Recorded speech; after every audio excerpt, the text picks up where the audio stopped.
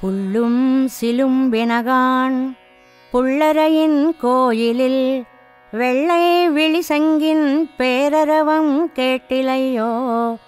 பிள்ளாய் எழுந்திராய் பேய்முலை நஞ்சுண்டு கள்ளச்சகடம் கலக்கழிய காலோச்சி வெள்ளித்தரவில் துயிலமரந்த வித்தினை உள்ளத்து கொண்டு முனிவர்களும் யோகிகளும் மெல்ல விழுந்து அரியன்ன பேரரவம் உள்ளம் புகுந்து కుళిరందు ఏలోర్ ఎంబావాయ్.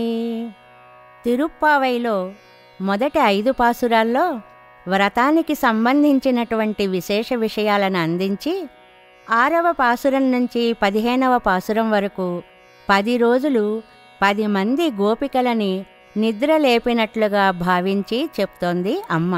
మొదటి గోపిక ముగ్ధ. ఆవిడను లేపడానికి కొన్ని గుర్తులు చెప్తున్నారు ఈ పాసురంలో.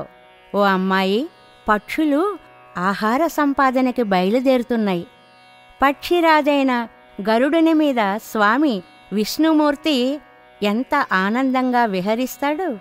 ఆయన కోవిలలో ఆలయంలో తెల్లని శంఖం పిలుస్తున్నట్లుగా ధ్వనిస్తోంది. వినిపించడం లేదా? లే పూతన విషక్షీరాలు తాగినవాడు, శకటాసురుని చంపినవాడు, పాల సముద్రంలో మెత్తని శేషునిపైన లోకరక్షణ కోసం యోగనిద్రలో ఉన్న స్వామిని, జగత్కారకుని, సర్వేశ్వరుని తమ హృదయాలలో దాచుకున్న మునులు, యోగులు హరి హరి అన్నప్పుడు వచ్చే ధ్వని మా గుండెలలో దూరి మమ్మల్ని లేపింది. అమ్మా, నువ్వు కూడా వెంటనే లేచిరా తల్లి అంటుంది సూడి కొడుత్త నాచియార్.